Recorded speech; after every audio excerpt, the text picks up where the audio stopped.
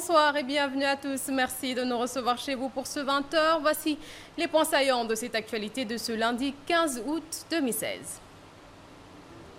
Ce lundi 15 août marque la célébration de l'Assomption dans le monde entier et le Sénégal n'en est pas une exception. À Ziguinchor, l'événement n'a plus son audience d'antan au moment où à Saint-Louis, c'est la fête, surtout chez les jeunes qui ont pris d'assaut la plage de l'Hydrobase. Et l'on parlera également de la viande de porc très prisée en cette fête. Ce sera avec notre reporter Khadim Baye qui s'est rendu au marché Bignona de Grand Yoff. Élection du Haut Conseil des collectivités territoriales, c'était hier la clôture du dépôt des listes qui sont au nombre de 38. Ils seront au total 80 membres, dont 70 nommés par le chef de l'État Macky Sall. Sur l'international, en Turquie, 6 personnes, dont 4 policiers et 2 civils, ont perdu la vie suite à un nouvel attentat. L'explosion a également fait une vingtaine de blessés. Voilà pour le sommaire. C'est ce 15 août que les catholiques du monde entier célèbrent l'Assomption, une fête qui marque la montée au ciel de la Vierge Marie. Pourtant, il y a quelques temps, cet événement n'était qu'une tradition et c'est en 1980 qu'il a été défini comme un dogme religieux, c'est-à-dire vérité de foi chrétienne. Voyons ça avec Lassana Sissé. Assomption ou dormition est la vérité religieuse orthodoxe et catholique selon laquelle la Vierge Marie, au terme de sa vie terrestre, est entrée directement dans la gloire de Dieu. Sans fondement lié aux Saintes Écritures, mais très ancien dans la tradition des églises, la croyance fut définie comme dogme religieux, c'est-à-dire vérité de foi chrétienne. C'est le 1er novembre 1950 que Pie XII proclamait le dogme de l'Assomption par la Constitution apostolique. On ne sait pas pourtant grand-chose de la fin de la vie terrestre de Marie. Seul un écrit du 5e siècle évoque ses derniers instants. Entourée par les apôtres en prière, elle est amenée au paradis. Au 6e siècle, la fête de la Dormition est déjà célébrée en Orient vers la mi-janvier. Plus tard, l'empereur Maurice la fixera définitivement au 15 août. Cette date étant celle de la consécration à Jérusalem de la première église dédiée à Marie. Au Sénégal, l'Assomption est aussi très importante pour les chrétiens qui la célèbrent dans l'union des cœurs, sans oublier d'inviter la communauté à la paix et à la concorde. À Ziguinchor, ce n'est plus le Grand Rouge dans la capitale de la région sud qui refusait d'habitude du monde à l'occasion des fêtes du 15 août. Les raisons fondamentales de cette perte de mobilisation sont à chercher dans la montée en puissance des daïras chez les jeunes, mais aussi la conjoncture et la disparition progressive des anciens regroupements par génération au niveau des quartiers. Le constat sort de cette enquête réalisée par nos correspondants Cher Tidiane Sissé et Kaba Sissé.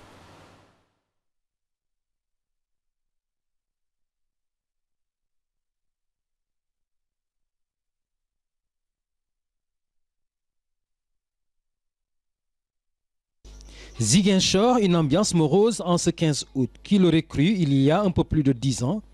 Cette région, qui était le point de convergence des Casamançais à l'occasion de cette fête chrétienne, n'est presque plus une direction privilégiée. Et pourquoi? Je suis musulman, pur musulman. Je m'appelle Souleymane Touré, mais à partir du 13, je ne travaille même pas. Je respecte les 15 août. Mais maintenant, avec la famille, avec la conjoncture, c'est compliqué, donc c'est pourquoi je suis là aujourd'hui. Je ne sens même pas que c'est 15 août. Avant, les enfants organisaient des soirées, des intimités, des veillées nocturnes dans les coins. Mais ces temps-ci, ça est en train de disparaître. Âgé de près de 70 ans, ce septuagénaire nostalgique du bon vieux temps n'a plus que le jeu des cartes pour se distraire en ce 15 août. Une date pourtant pleine de symboles pour lui. Avant, il y avait des associations fraternelles, Stella, les Beatles, le réveil, tout, il y avait beaucoup d'ambiance. Les Yahoumistes, par exemple. Nous, à l'heure là, bon, on était en train de préparer notre fête du 15 août. Mais tu penses que c'est dû à quoi? Parce que bon, maintenant il y a trop de chants.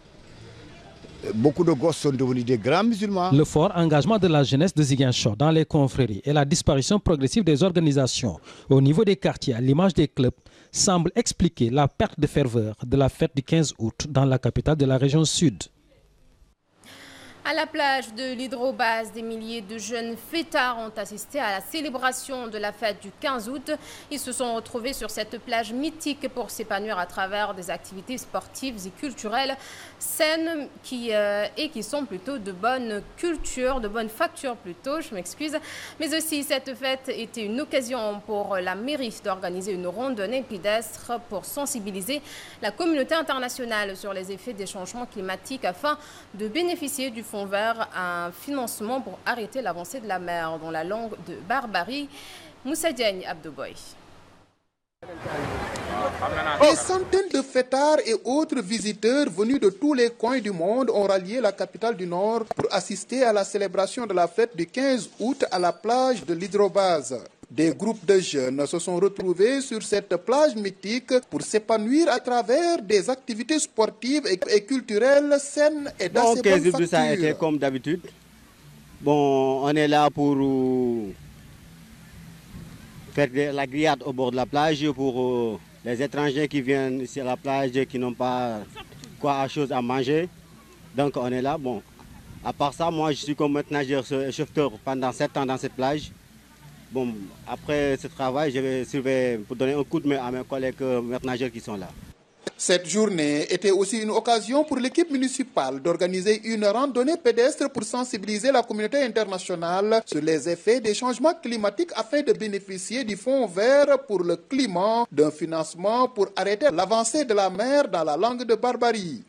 Je pense que Saint-Louis fait partie au niveau national des zones les plus menacées. Et pour nous, il est impératif que ce message-là puisse être entendu par la communauté internationale.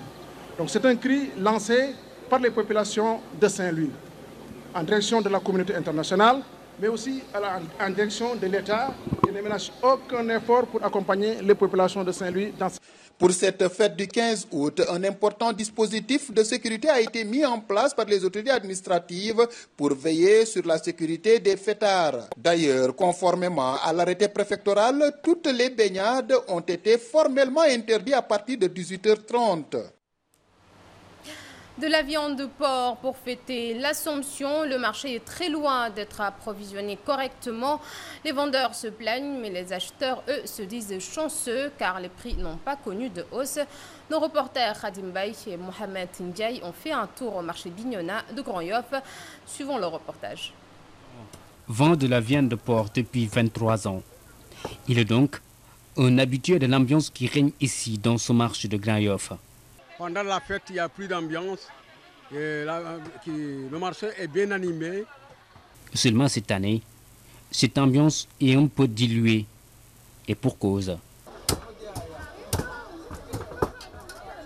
Il n'y a pas assez de porc. Ça, c'est du fait qu'il y a une concurrence avec les Bissau-Guinéens. Les Bissau-Guinéens qui viennent se ravitailler ici pour aller en Bissau, ainsi de suite. Et aussi, cette année aussi, il y a eu aussi une épidémie porcine. Heureusement, les vendeurs ont dans leur cœur un peu de foi chrétienne. Les prix n'ont pas connu une hausse.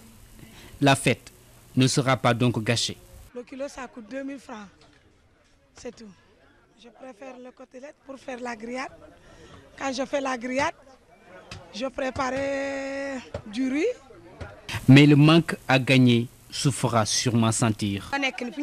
Tous les vendeurs de viande de porc vivent maintenant dans la galère. Il n'y a plus de porc. Une solution existe cependant. C'est-à-dire quand ils financent les jeunes, ils vont faire l'élevage. C'est une façon aussi de fixer les jeunes dans les villages, au lieu de faire l'exode rural. Une autre doléance, un marché propre et un abattoir digne de ce nom.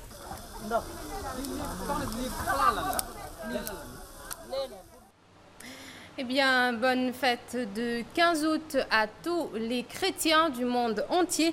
Et puis nous parlons de tout à fait autre chose. Il s'agit bien sûr du dépôt des listes pour l'élection des hauts conseillers des collectivités territoriales qui a clôturé hier. Au total, 38 listes pour élire 80 membres de cette chambre.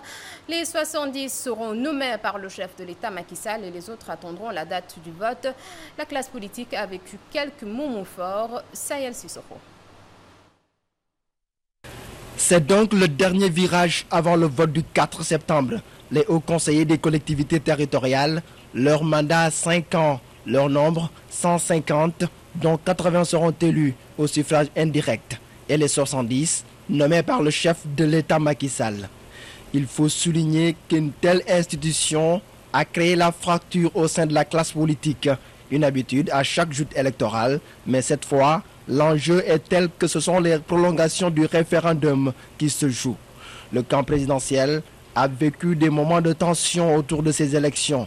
Heureusement que le chef de l'État Macky Sall a tapé du poing sur la table. Les uns et les autres cherchent à faire leur promotion de manière générale et c'est pourquoi les sorties vont presque dans tous les sens. Recadrer cela était absolument nécessaire. Une séquence assez intrigante à Dakar et sans doute la coalition Taxawu Dakar édentée par le départ de 10 maires qui ont décidé de suivre le wagon Benno Bokk Yakaar. Les 10 maires ici présents ont décidé avec responsabilité de se retirer pour inviter les Dakarois à travers leurs élus locaux à envoyer une représentation de qualité au Haut Conseil des collectivités territoriales en votant la liste Benno Bokk Yakaar. Au total, 38 listes sont en lice. En bref, la décision prise par les libéraux de Bombay pour un boycott des élections des membres du Haut Conseil des collectivités territoriales a été bien appréciée par les partisans du président Macky Sall. Le mouvement pour la démocratie et la République, membre de la mouvance présidentielle, parle d'une fuite en avant. Le mouvement dirigé par l'ancien ministre Pape Diouf donne carte blanche au président Sall pour le choix des candidats du département de Bombay. Et nous parlons à présent de ceux qui agitent la question de la double nationalité des candidats à l'élection présidentielle qui ne doivent pas distraire le peuple sénégalais. Pour Landing Savané, la vraie question, c'est celle qui porte sur la création d'emplois et la lutte contre la pauvreté. Landing Savané répondait il y a quelques mois à la question de Boucar Condé et c'était à Vélingara lors d'une tournée politique. Très franchement, ce n'est pas une question qui mobilise nos énergies. Nous estimons que, bon, il y a des cas qui sont déjà du passé. Hein. Le président Senghor lui-même avait une double nationalité. Donc, bon, il y a eu ce qu'il y a eu. L'essentiel, c'est ce qui va venir. Nous, ce qui nous préoccupe le plus, c'est ce qui va venir.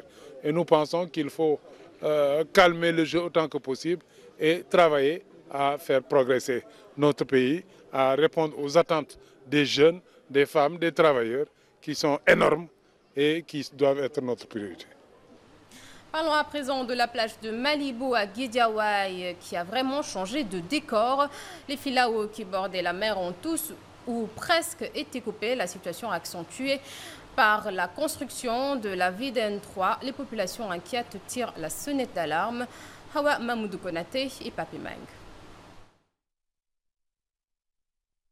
Malibu, cette plage située à Guédiawaye, Golfe Sud, à Mo3, une plage célèbre qui a bien changé de visage. Il y avait un rideau de filao qui s'étendait à perte de vue. C'était une sorte, disons, de barrière, de brise-vent entre nous et la mer. Il y avait même la petite faune, des serpents, des lièvres et tout, tellement les filaos étaient fournis. Ces filaos qui bordaient la mer au grand bonheur des riverains, il ne reste que quelques abris. L'abattage clandestin et récemment le projet de construction de la VDN, section Golfe Sud, Guédiawaye, Tivaouane-Peulh, ont fini d'avoir raison de cette population. Mais petit à petit, avec la main de l'homme, l'extraction du sable marin et la coupe du bois, eh bien, les filaos ont commencé à disparaître. Et tout dernièrement, durant les dernières années, il y a eu de nouvelles habitations que vous voyez là à gauche. Et ça a été l'occasion pour détruire pas mal de filaos. Et le rideau s'est amenuisé. Une bande qui faisait au moins quelque chose comme 100 mètres de large, qui constituait un vrai rideau. On ne pouvait pas subir l'action dévastatrice, disons, de la brise marine. Eh bien, tout ça s'est effondré. Aujourd'hui encore, avec la mise en place, disons, de la nouvelle autour, je ne sais pas, les VDN autres là, même si c'est quelque chose quand même de très important, eh bien on a assisté à la destruction, disons, de ce qui restait de bandes dans notre zone. Il n'y a plus rien. Une situation qui a fini d'inquiéter les riverains. Elle engendre des bouleversements écologiques dans la zone. Souvent les rafales de vent, on a détruit les fils là-haut. Et encore ce qui est très grave, c'est que nous sommes dans une zone dunaire, et, enfin, constituée de sable. Il y avait une infiltration, une absorption quand même de toutes ces eaux de pluie. Et on n'a jamais connu d'inondation, parce qu'il y avait une infiltration et une absorption de ces eaux de pluie. Actuellement, qu'est-ce qui se passe? Il n'y a plus cette bande, disons, de sable ni de fil à eau. Et nous sommes dans une sorte, disons, de bas-fond. Il y a des trombes d'eau qui se déversent de Fémite vers notre cité. Et le chantier constitue une sorte de pente qui n'absorbe plus l'eau, mais qui la déverse. Nous avons un seul réceptacle, c'est le terrain de football. Et il est insuffisant maintenant pour absorber toutes ces eaux de pluie. Et l'année dernière, on a assisté à la première inondation de l'histoire de Hamo 3. Pour la restauration de la bande de fil à eau, la direction des eaux et forêts a prévu des reboisements durant toute l'année. Sur les 6 hectares prévus, les 4 hectares ont déjà été plantés sur les zones de Malibou-Malika. On a démarré depuis la mi-juin. Il n'y avait pas encore de pluie. Donc mi-juin, mi-juillet, on était déjà à 2 hectares, 3. Mais l'autre jour, nous avons encore fait un pas. Nous avons reboisé 1 hectare au niveau de Malika et 0,3 encore hectare au niveau de Guédiawaye. Parce que hier, on a reçu une pluie. Juste ce matin, j'ai vérifié est-ce qu'il y en a assez du côté de Malika et de Guédiawaye pour continuer le chantier. Parce que le chantier va continuer. Tant qu'il y a la pluie, on va continuer vraiment. En tout cas, on avait prévu pour cette année au moins de réaliser 6 hectares. C'est-à-dire qu'on a fait presque plus de 50% pour l'instant. Ces mesures de restauration concernent l'édification d'une nouvelle bande de fil à eau entre la VDN 3 et l'océan pour protéger la voie contre l'ensablement lunaire et d'autre part la réhabilitation des trouillés observés dans la bande. Une nouvelle bande entre la VDN 3 et l'océan. De Guédiawaye à Malika. Cette nouvelle bande devra nous permettre de protéger cette nouvelle infrastructure contre l'ensablement, contre l'ambre marin, d'une part, et d'autre part, d'embellir un peu le décor par rapport et permettre aussi aux populations de bénéficier d'un outil bien aménagé. Avec la réalisation de la VDN 3, il est plus qu'urgent de préserver la bande de fil à eau de Guédiawaye. Cette forêt classée, d'après certaines sources, fait l'objet de moult convoitises de la part de promoteurs immobiliers. Le rôle de cette bande de fil à eau dans la fixation des dunes, la lutte contre l'avancée de la mer, la protection contre les vents, l'amélioration de la qualité de l'air n'est plus à démontrer pour la sécurité de la région de Dakar. Place à présent à l'actualité hors de chez nous que nous démarrons en Turquie où un nouvel attentat a fait 6 morts près de Diyarbakir dans le sud-est du pays. La voiture piégée a explosé devant un poste de police réduisant le bâtiment à un tas de ruines. 4 policiers et 2 civils ont perdu la vie et une vingtaine de personnes ont également été blessées. Un nouvel attentat en Turquie, près de Diyarbakir, dans le sud-est du pays. Le véhicule piégé a explosé devant un poste de police, réduisant le bâtiment à un tas de ruines. 4 policiers sont morts ainsi que 2 civils. Une vingtaine de personnes ont également été blessées. Les autorités turques accusent les rebelles du PKK d'être à l'origine de l'attaque. Le ministre des Affaires étrangères a affirmé que les forces de sécurité allaient poursuivre leurs opérations contre le PKK, que le peuple ne devait pas s'inquiéter et que les traîtres paieraient pour ce qu'ils ont fait. L'échec de la tentative de putsch le 15 juillet dernier avait laissé espérer dans un premier temps une reprise des pourparlers entre les indépendantistes kurdes et le gouvernement turc, mais c'est tout le contraire qui s'est produit. Le PKK poursuit ses attaques, l'armée turque ses bombardements contre la guérilla. Le conflit a fait plus de 40 000 morts en 30 ans. Boko Haram détient toujours les filles de Chibok. Tel est le message d'une vidéo postée et signée par le groupe islamiste radical qui sévit au nord-est du Nigeria. Et s'il s'agit pour lui de monnayer ses prisonniers contre la libération de combattants, le film permet d'identifier certaines des 276 lycéennes. Boko Haram détient toujours les filles de Chibok. C'est tout au moins le message de cette vidéo signée du groupe islamiste radical qui sévit au nord-est du Nigeria. De nombreux proches confirment et reconnaissent certaines des 276 lycéennes enlevées en avril 2014. Un père voit même sa fille témoigner entre deux sanglots de l'horreur d'un bombardement aérien de l'armée nigériane. Depuis qu'ils ont enlevé les filles, je ne l'avais plus revue. C'est seulement aujourd'hui que j'ai revu Dorcas en train de parler, donc je suis très heureux pour cela. Moins enthousiaste, la mère de cette jeune fille exprime quant à elle sa colère vis-à-vis des autorités nigérianes. Si le gouvernement faisait quelque chose, il aurait sauvé les filles. Mais les filles qui ont été sauvées sont celles qui se sont échappées. Ce n'est pas le gouvernement ni l'armée qui les a sauvées. Boko Haram a subi de nombreux revers militaires depuis l'arrivée au pouvoir en mai 2015 du président nigérian Buhari, qui avait fait de la lutte contre la secte islamiste une de ses priorités. Mais selon ses parents, ce n'est pas suffisant.